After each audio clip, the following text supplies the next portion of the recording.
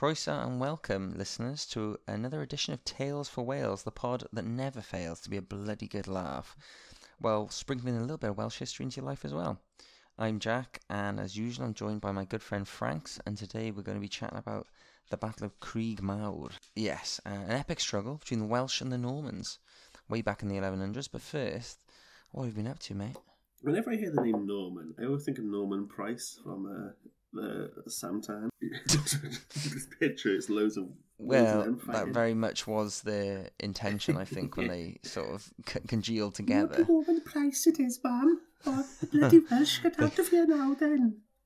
In terms of the Welsh population, they very much were naughty Normans, I can tell you that. We should also have what's it called? Like a disclaimer. That's what I'm looking for. Because we are both a hangover.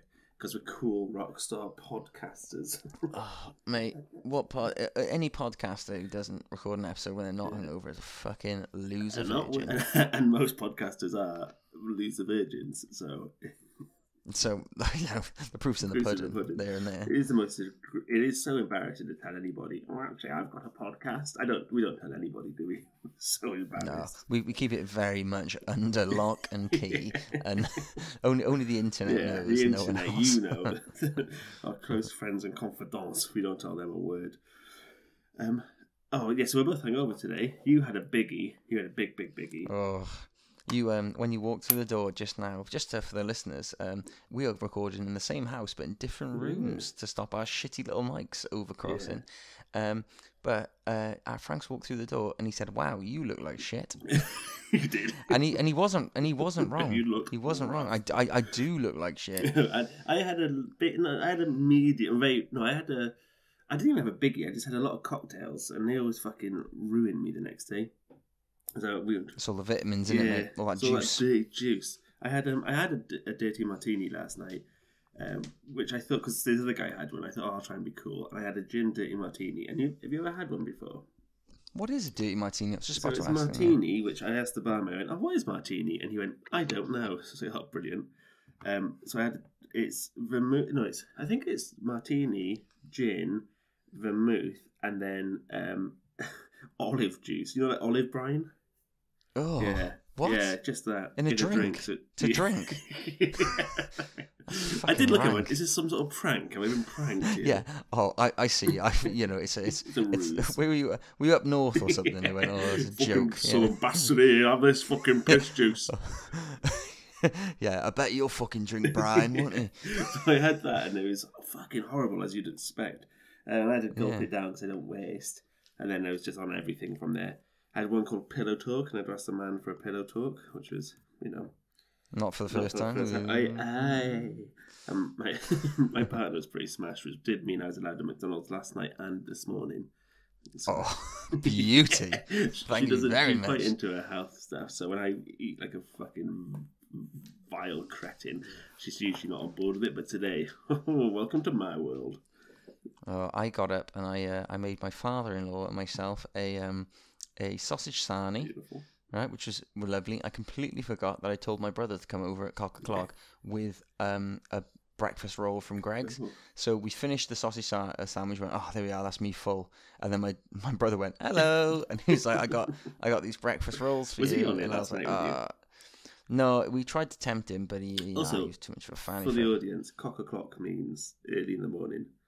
Oh yeah, I just assume everyone knows our stupid vernacular. When I'm hungover, even if I look at a pint, a volcano erupts in my gullet, and I need like the fucking Gaviscon jizz blokes to come and jizz down the old throat. Jizz blokes, I hate it when you say that. It's disgusting. I need the old fireman jizz blokes together. And stop saying it. I'll move away from the jizz blokes, but you know the Renes? I call them Renes, like a little Frenchman. Rene's Alwiggers, yeah. And usually I have about 20 Renes to get me going, but we're having a beer now, and it's we're starting quite early, both having a beer, and I feel okay. I think. Yeah, I just seeing your little face come through the door perked me up a lot. I was in a fucking pit before you come out. I was talking to the dog, and I was like, he must have been depressed as well, because the way I was talking to him, I was like, oh fuck this, like I can't be asked. But then you turned out, and your little face, I was like, you know what, it's gonna be all right. It's gonna be all right today. Get through this. I think I mentioned to you before. I was looking I was scrolling through socials this morning, and Lad Bible came up with the thing of Anthony Joshua wrote in like a pancake meal, like a spliff, and he was like kind of doing it to Right. oh, I'm a laugh. And one of the comments underneath was so fucking lame. It was like, like Facebook users are fucking losers. They like migrated now to Instagram. So Joshua was like rolling this big pancake, like a spliff, like Pancake Day, I assume. And one of the commenters went below, I bet Snoop Dogg would approve of this. Sideways laughing emoji. Oh my It's like, god! yeah, man, You know, it's the yeah. sideways I one as know. well. It's not just the tears one; it's the one on the I do side. think It's the ultimate like isn't boomer it? emoji. That's so true, man. Anyone who does a sideways laughing thingy is a boomer.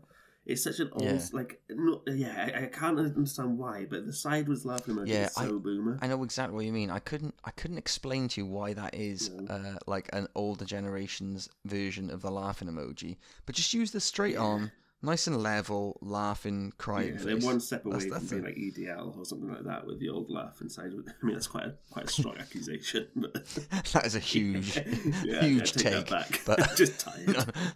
And someone else commented under it and just said the word blunt. It's like blunt. Oh, cool. You understand drugs. Fun. What a great contribution to the world you are. Fucking degenerate. But go do a side. We just fucking hate everyone today, don't we? Fuck everybody. I don't know about you because I'm not in the same room as you, but I got my hand, I got my elbow on the table and my head in my hand.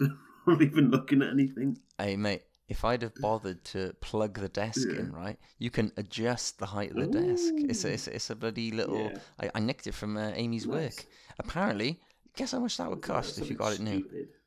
£800. I thought you were going to say. Look at your desk now. Do you think that's £800 worth of a desk? No. It's just a fucking surface, isn't it? That's what I said.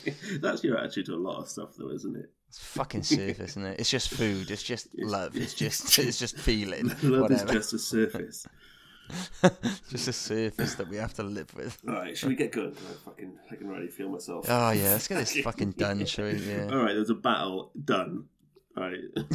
There's a battle. It was in Wales. Fucking there we are. No one else. It probably only represents Wales in a good light because we're absolutely biased in a lot of ways. Come with me on a journey through time and space, and let's travel back to 1136, where Wales was uprising against the expansion of the Norman invasion into this green and pleasant land. So the Normans, which is sometimes a little bit confusing, remembering like the etymology and the chronology of Vikings and stuff like that. So the Normans, I think, were Vikings who settled in Normandy for a good good years, for a while. That's right. And they finished. They became like their own thing, didn't they? So they are Vikings, but settled in France after the Vikings had been fighting in Paris. And after they finished their conquest of England in 1066, they then turned their eyes to Wales, and who can bloody blame them? Just look at us. We in terms of topography, we are the sexy little minks in the corner, aren't we? So after William the Conqueror had done his shebang, by 1094 he had a son his son who predictably called King William II. He had taken over most of Wales, but as all conquerors' sons, he was a bastard, and the Welsh had started a revolt. So apparently he was really cruel to people living in Wales, and he was a very cruel king or leader. And by 1101, Wales had regained control of the greater part of their country under the long reign of King Griffith ap Cynan. However, as I mentioned, this battle took place in 1136, so by now the Normans were back, and this time it's personal. They had reconquered parts of South Wales and were looking to complete the conquest of all of Wales, but due to them being, and I quote, gratuitously cruel to the people of Wales, rebellions and uprisings began. So this battle comes straight after a decisive Welsh victory over Norman forces near Swansea in the Battle of Llychwr, which killed around 500 normies. The old Norman Price again, getting fucking booted out of his Italian cafe. So this Lord of Ceredigion called Richard Fitzgilbert de Clare, which is a man with 3 too many names. I say have more names, mate. Fucking hell. Well, so Richard Fitzgilbert de Clare. De Clare is always in. Gilbert de Clare is a name that comes up in Welsh history.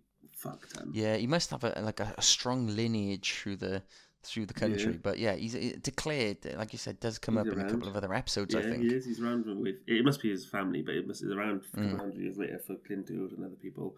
Anyway, old 5. What's 5? Quin. quintuple? Quinn name. Or Quinny name, Quinson. You've done him there, mate. Fuck you. Yeah. Also, so many different things. Fitz is like German, Richard's English, Declare is French. Pick a fucking lane, mate. Fucking make a decision, for Christ's sake. He reminds me of Ricky Fitz from American Beauty. Do you remember that film where it's like he's the guy who like films the bag floating in the wind, and I just imagine it, like, a bunch of these fucking losers just going like, oh, it's so beautiful, and like just watching some grass swaying in the breeze, like, what is life? And then you get fucking shot with a longbow, fucking dead. Yeah. See you later. Anyway. To declare, he was quite ignorant to the anti-Norman sentiment that had been going on, and he was not a Ceredigion, but he'd barely been in Wales for most of the year. So when he was returning, he ignored the warnings that it would be dangerous for him to venture back to Ceredigion with such a small force, and he carried on without care in the world. So he was travelling back with not a massive army, just enough to kind of get a decent-sized one, but nothing overwhelming. I'll go into the numbers in a little bit. But on his way back, lo and behold, upon his travels, he was indeed attacked and killed by the men. Sorry, bird. Beautiful. He was killed. Get it out of you, mate. Killed by the men of Iorwerth ap Owain. This death sparked more rebellion and confidence in other parts of Wales, where it led to the sons of Griffith ap Cynan raiding many castles the Normans had occupied and plundering much valuable gold and provisions. This incident caused the Normans to rally a substantial force, and that leads us to the Battle of Crug, Mawr. So, Christ, I'm struggling. I'm so glad you're doing the bulk of this. Like, I'm just here basically sleeping. For the ride. I'd love to. I just got my eyes, like Gandalf sleeping with his eyes open. No, I don't. That's me at the moment. Nerd. Of course you fucking do. Don't lie to me. That was so personal. you just absolutely fucking got on my last nerve there. Go on, tell us about fucking Crug Mawr then. Go on. So now we have a combined Welsh forces of those from Gwynedd and those from Ceredigion, and they march towards Cardigan with around 6,000 infantry, 2,000 longbowmen, which they think was one of the first times the longbow was used in battle like this. Plus they had a cavalry unit of around 1,000, giving them a total tally of around 9,000 boyars. 2 months. It's a bit unusual, isn't it? It's rare that we talk about a battle in there where the Welsh have cavalry. Yeah. It's very rare. We're usually against cavalry, aren't we? In the majority of the stuff we don't worry. So now, we have a combined Welsh forces of 9,000 boyars. 2 miles before reaching Cardigan, the Welsh army ran into the Normans, led by Robert Fitzmartin, who was supported by Robert Fitzstephen, who was the constable of Cardigan Castle. A bunch of Fitz. So many Fitzes. Yeah. Imagine Fitz is like the Welsh app, like... it must be, yes. Like son of. Yeah. Anyway, that's who gives a fuck. The Norman force was a bit bigger, with a much stronger cavalry. So they had around 1,000 professional Flemish infantry, plus 7,000 normal infantry and 2,000 heavy horse. So that's 10,000 strong Normans versus 9,000 salt-the-earth Welsh lads just trying to make a living in the world. Just some fucking lovely boys, like. Yeah, and to note, the Norman cavalry, their heavy horse was kind of what made them so successful, especially across England. They used to just smash and obliterate the forces by just charging through them. Very much a precursor to the English heavy horse, weren't they? Yeah. So the Flemish troops. Sorry, let me go back. So now I've told you how many people were either side, which is quite rare for us. We actually know how many people were there. The Normans, because they could see the Welsh coming, had a bit of time to position themselves on Crug Mawr Hill, ready to meet the Welsh army coming from the north. The Flemish troops were placed at the front, who were the Normans' strongest and best trained soldiers. Then behind them were the 7,000 of the regular Norman troops. They don't mention them even having archers, but if they did, they weren't that big a part of the Normans' army. Then at the very back of this huge, powerful and well-armoured Norman cavalry. They would be used to charge in and smash the Welsh lines, usually causing chaos and destruction where needed. And this tactic had long been preferred by the Normans and had seen them victorious countless times on the continent. This, however, is not the continent. Oh. And they had a very strategic advantage of being on the high ground on the hill, so that it looked pretty set for the Normans. More people, stronger forces, and on the hill. So when the Welsh got there... Yeah, it'd be in a medieval Total War II, it'd be an automatically resolved job in their eyes. So you've seen this, job done. So they now had the infamous Welsh longbowmen, who at the time were rather obscure, and they placed them at the front of the army. And the Normans, nor any other invaders to be fair, had seen these Welsh longbowmen up until this point. Then behind the Welsh longbowmen, they had the spearmen, then they had their men-at-arms, and then their most experienced infantry placed at the reverse, with the lighter armoured horses towards the back, all of which was in full view of the Normans. The Normans saw this as an easy battle and felt the Welsh were naive in leaving their best men at the back and their archers so open to attack. They also thought that having so many archers instead of men-at-arms was a huge disadvantage for the Welsh, as it meant 2,000 less close combat soldiers would be advancing on their troops. As the Welsh archers moved forward, the Normans were expecting the usual volley of arrows that they had become used to defending from, as had their shields and armour. So they're kind of well equipped at dealing with the older arrows and stuff. Especially standard old school arrows, not our big boy longbows. And old school arrows were pretty ineffective against good armour, and the Normans had fantastic armour. The Welsh didn't advance up the hill, though, and instead the Welsh archers stopped around 200 metres from the front line of the Normans, which due to the hill would seem like the Normans were out of reach, but still they let their arrows loose. And within the first barrage of the 2,000 arrows that came piercing down on the Flemish soldiers, the commanders of the Norman army knew something was wrong. These bows were more powerful than anything they'd seen before, and each volley ripped through the lines of well-armoured soldiers to devastating effect. In the past... Go on. Oh, I was just going to say, I could imagine if you had your shield up, you might have been alright, but if you were thinking, oh, look, my armour's going to tank this, like we've seen videos of me, like a longbow arrow will go through fucking plate armour and stuff like that. It's insane. Well, the Norman shields, they look like large guitar picks. They're like quite big at the top, and they kind of filter off to the bottom. Kite shields, I think they're called. Yeah. They were strong enough to withstand the old bow and arrow, so they were thick and strong. So they were really used to it. They covered the whole body, and they were strong. But apparently, the Welsh longbow used dwarf elm tree, which was very different to how other nations made their bows. They were apparently ugly, unfinished-looking weapons, but astonishingly stiff, large, and strong. That was my Tinder bio for a while. I was just about to say a joke. I couldn't think of it quick enough, but Diam, you got it for me. So, yeah, these apparently ugly, unfinished-looking weapons, where they were equally capable of for use of... Listen to the joke. That's what Mrs. calls me, an ugly, unfinished-looking weapon. They were equally capable of use for long or short shooting. They also use a different arrowhead. The Welsh archers use a square-sectioned arrow known as the bodkin point, which... Such a loser-sounding thing, isn't it? Bodkin. If you Google it, though, it looks deadly. Although the word bodkin... Oh, yeah, like, anyone listening now, if they Google it, it looks like it would fuck you up. But the fact that it's called a bodkin... It's just a failure on whoever named it, to be honest. Bodkin sounds like the fucking loser that you get you your fucking drink. Bodkin.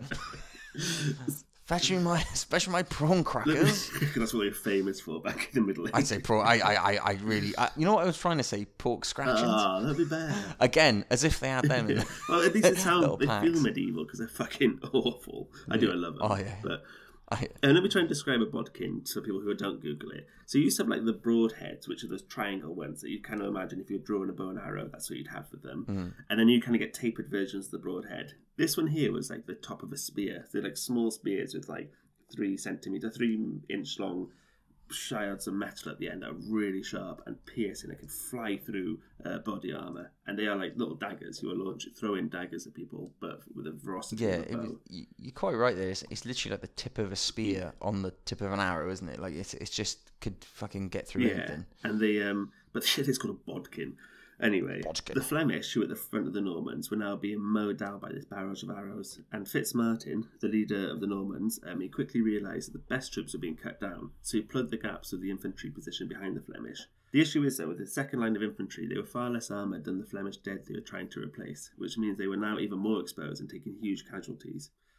So now old Fitz saw his troops faltering and decided to use his strongest force, so he sent the fearsome cavalry directly at the archers. So the Welsh archers directed their aim at the cavalry, and with piercing accuracy took down a considerable amount of the horses, blunting their charge. So by the time the remaining cavalry got close to the archers, they quickly retreated and ran behind the wall of Welsh spearmen, and who were there to stab through the heavy horses. So if you picture it, the horses would come down in like a triangle formation, and usually the archers with bows that strong would take a while to kind of reload and wouldn't be very good at close quarters, but they were still really effective. They mowed down a bunch of them, and those who remained ran straight into the wall of spears from the Welsh spearmen. Well, that's the thing with cavalry, isn't it? It's like, the whole power of it comes from the momentum and like the huge numbers just fucking riding you down. So if you take out the majority of the horses before they even get to you, you know what I mean? Like you said, they probably took a few archers out, I don't doubt. But then, like you said, the spearmen I behind just don't think poked I'd them. want to be So. on a horse in a battle. Like, unless you're doing the charge and stuff. I imagine if you run in, you're up on high, I just feel you'd be really exposed to getting everything. It's I always think, like, you've seen movies like it's depicted as if you're on a horse, you're like in a better position. But I feel like having a fucking unruly animal between your legs. There's a joke to be made there, yeah. But it's just another level of like uncertainty. I know when you're in a fucking I did battle. read that these horses were also, they'd bite, so horses would bite. Oh yeah, like, I read that they're trained to like bite the enemy faces and stuff like that. Like, horrible little fuckers. Yeah. So I always used to think, oh, it's a bit harsh that you aim for like the horses to like kill them to get the riders off. But then when you hear that, you think, fucking hell, nasty bastards. Oh fuck yeah, why not? Nasty bastard, you are. You absolute nasty bastard, the laughtiest. Hey, fucking hell, you nasty. I do think to myself, fuck off, you boring bitch. Right, don't be a fucking biter, right? Fucking hell, mate, you fucking come down here, fucking bit me, and my mate's like, you fucking hell. Oh, God, I'm tired. Anyway, as soon as the horses then were stuck with the Welsh spearmen, the Welsh horses flanked the sides of the cavalry and forced them to retreat. And this left the Norman infantry completely exposed, and after realising the annihilation was imminent, the Normans tuck-tailed and ran for their lives. The Normans tried to escape over Cardigan Bridge across the River Tavy, but due to the heavy weight of the horses, this caused it to come crashing down. So now you've got the half of them trying to escape across this bridge as collapsing, drowning many of their troops, or leaving thousands trapped, unable to escape. So the clever ones dropped their armour and weapons and swam for their lives. Those who stayed were absolutely slaughtered, none remaining. And then some soldiers ran to a neighbouring village, but the Welsh burnt that to the ground and killed those who hid there, which is a bit fucking brutal. I was going to say that the Welsh love a fucking bridge to collapse of some kind, don't they? Like, it seems to be a recurring theme. They fucking love bridges, bridges collapsing, and the Welsh armies in medieval times. They're like peas and carrots. They go together. I thought you were going to say peas so and well. The famous saying. No. Peas and carrots, baby. They do go well together. I wouldn't like one without the other. You're right. You know, ironically, I like peas, but I don't like carrots. I don't like peas, and I like carrots. Oh man, we go well together, wouldn't we?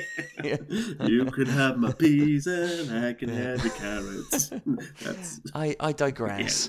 But I'm singing on the pod, I'm fucking drunk. What I'm saying is that there's a couple of times now where a bridge has let an enemy force down against the Welsh. It's like you're defending yourself from like a racist comment you said. All I was saying, right, basically, right.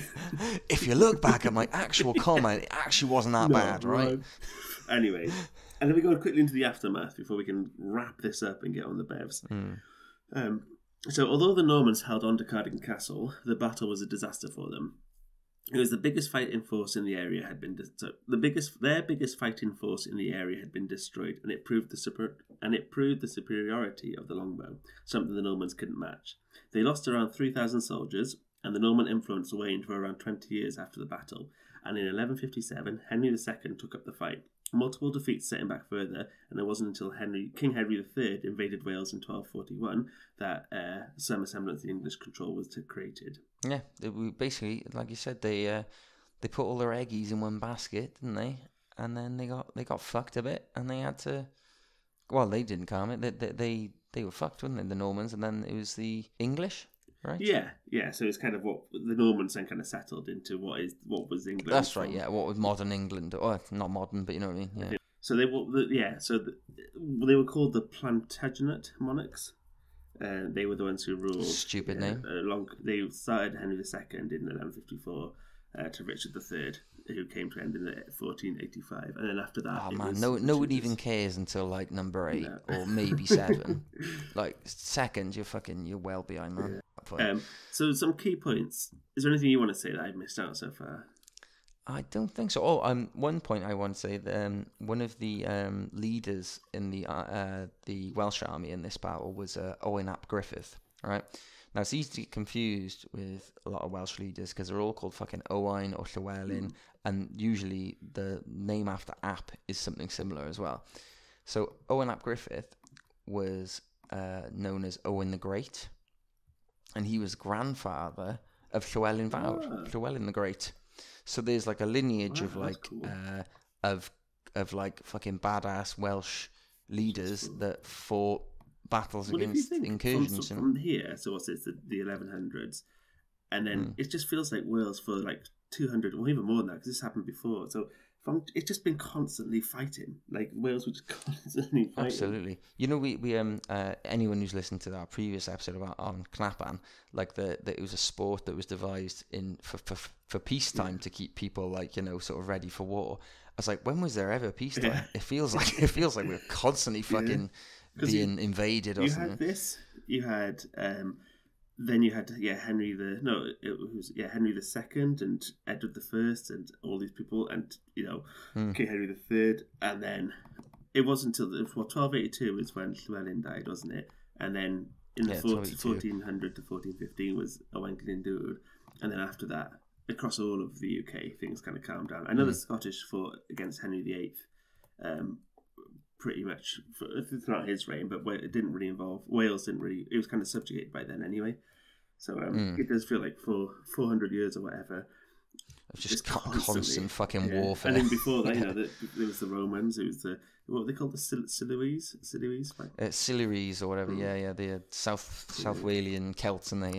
And then it was fighting internal fight. There was times of when like that and stuff, and there was periods of brief periods of peace, but like you say, even when like back in, you know, Dark Ages times, even when there was no one actively trying to attack us, we just start fighting each other. That's the thing. Wales wasn't ridiculous. I think we sometimes romanticize this notion that Wales was a united country; they loved each other. If it wasn't the English fighting us, it was the Welsh fighting themselves. So I often wonder, like, this is one of the notes I made, is like, it's such a shame. Like, can you imagine like how different history would be if just Wales had united all the time? Because always what happens is we're so close to the finish line, and there's some fucker who like goes, you know what, I get more land in England, or I get a bit of gold or whatever like that, I'll fuck off to the English side. And it's like, oh man, if everyone just stuck to their guns, I get every man has their fucking price or whatever, but how cool would it be if just Wales was a united front always? Wales itself is like shifted from, it's always the landscape of it, well, not the landscape, the borders of it have always kind of shifted round, and it wasn't really until England got set up that Wales was considered, you know, I'm reading this book at the moment called Wales, England's Colony, and it talks about how Wales can't exist without England, because it's kind of defined by what England is. Because what England is, Wales, that's a good point. Where England isn't is Wales. So you know, it's like it only exists because there is an England next door to it, which I suppose is true of everything. But it's a really good book, and I'm going to try and cover it more on this podcast, because I do want to be a bit more learned, because we often get things a bit. We often just absolutely ramble. Yeah. No, it's true though. It's like you said, that, you know, when we weren't fighting England or the Romans or whoever, we end up fighting each other, and like, you know, you get to a point then where, because Wales used to be made up of different kingdoms within Wales, you'd be like, oh right, Deheubarth is being invaded, or I don't give a shit because I'm the king of Gwynedd, kind of thing, you know.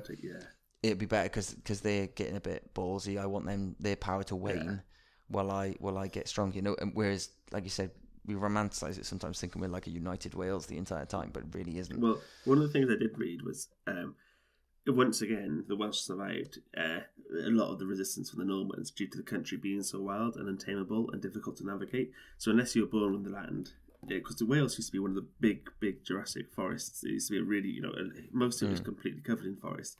It wasn't until Edward Longshanks. Edward the fucking first. What did that he chopped down do? so much of the trees to fuel the war against the Welsh and to stop us hiding in the forest. So he cut down like a fucking considerable amount of it. And also the reason the horses when they fight in England, because they were often fighting on flat land, so the Norman horses were really effective because they could just fly through and go through. Whereas here we've got they've got to go up through like ravines, crevices. You know, they're in the woods, they're in the stuff that doesn't make them. It's really hilly, so you're not running on a flat surface. Well, that's tailors all the time, that one, mate. Yeah, Normans, English, they all struggled. That was their trump card with heavy horse and stuff like that. And then as soon as they get to like some ravines or like some craggy mountains and shit like that, they're just so ineffective. And talk about what we just said then. So I read that the Welsh had never been fully subdued by this point, so either by political means or brute force. So after like successive Roman, Anglo-Saxon, Norman invasions, Wales was still not being conquered. And there were two main factors that were frustrating the Norman ambition. So that's like topography, so the way Wales is built and the land that goes around there, and then the framework of Celtic society. like it was so ingrained and so different to what it was like in England that whenever they did conquer, they couldn't control it because it was just so different to what they were used to controlling. More civilized people next door. Yeah, trying to stop games and Knapan and all that shit. Yeah. Yeah. I think I read it in the Knappen episode, but a quote from what the Normans described Wales as. I'm pretty sure I read it on the last one, where they described the Welsh as like beastly, and they were in need of taming. And this is coming from Vikings, so how bad were the Welsh? Yeah, absolute rowdy boys. And another thing I noted was like what the Welsh lacked in experience and equipment, they compensated for in ferocity, and they had like a firm tactical grasp of their homeland, and they most of them had herded sheep over the hilly terrain and hunted the forest for centuries, and they knew the landscape and how to exploit it to their advantage. And even though their horses lacked the bulk of the armour, their mounts could like manoeuvre far quicker and easier. Yeah, well, that's what I always say about when like Llywelyn and Owain, when they started overreaching, in my opinion, where they started trying to edge into England, and I think you're getting off your home turf then. Like, we do so well on our own home turf. Like, why would you ever try and go on someone else's home ground, you know? Icarus. Yes, how far you? And the last thing I'll say is so Wales is a land that was like mineral rich but cash poor. So nearly all the men used to use bows to hunt for food, and they'd hunt off the land. It's back when it was common land, so it wasn't owned by any king. So they'd have they'd be able, everyone grew up shooting, so they were all really good at archery. And it just becomes second nature. So then they also used to use the longbow for it as well. And then when they decided to use the longbow, I think the longbow came from a specific point in West Wales, and then they decided to unify that across most of the Welsh armies, it just became devastating. When England took over Wales properly in just after I don't think it was quite 1282 because that's when the rebellion ended, but not long after that, they incorporated Welsh archers into the English army because of how fucking effective they could be, you know? Well, we saw that in the episode of Falkirk, didn't we? That's right, yeah. When we were on the side of the baddies. Yeah, we were the baddies. We were our little baddies. That book, again, the amount of times Wales has benefited from being part of, associated with the baddies of colonialism, but often doesn't get the same kind of scrutiny for it.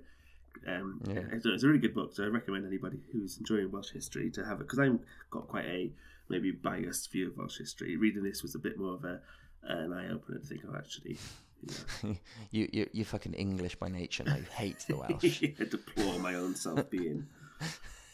Self-loathing. I'm always keen to point out it's never anti-English. It's a pro-Welsh podcast, I think we'd call it. Not an anti-English podcast. Yeah, I ain't got a problem with the English. You know, you've done some bad shit, but so have we. We did some bad shit as well. Well, exactly. Diluting the bloodline. Oh, great friends. Yeah. I reckon we're stumbling now. We're just rambling. It's not a very long episode, so do you want to bulk it out? Do you have anything to add? Do you want to bulk it out? Don't put that sort of pressure on me. I got nothing, mate. I got absolutely fucking nothing. Well, you know what I want? I want another fucking beer. Yeah. I've been dry for 10 minutes. Should we? All right. Well, should we? I haven't got anything else to add, and we both want to get back on the piss. So, shall we say thank you very much for listening? Diolch yn fawr. So, goodbye and adieu. This is season 2 now, so we're going to shape up. We're not going to bother with the Dick of the Day stuff, but what we do really want is your suggestions of what to do next. So there's yes, please. Twitter and Instagram. The Instagram is Tales for Wales, I reckon. Let me just double check. just wing it, mate. Don't worry about it. And drop us a message on there. Tales for Wales podcast. No, Tales for Wales and number 4. So drop us a message on there for what you'd like to see us do next, or on Twitter, Tales number 4 Wales. We are thinking that we got a YouTube channel as well, and we're gonna have something else. I fucking slaved over the audiograms on there, so if you'd like to give them a watch, that would be much appreciated. And what's the channel? That is a good question. I'm pretty sure it is Tales for Wales again, but it's all on our link tree. Yeah, you go click the link tree and you'll fucking get to it. Tales for Wales YouTube, and it's the first thing that comes up. Yeah, there we go. Yeah, drop a little thingy, and let us know. And if you could drop us 5 stars, that's really helpful as well. Thank you. Yeah, love you guys. Ta-ra. Ta-ra.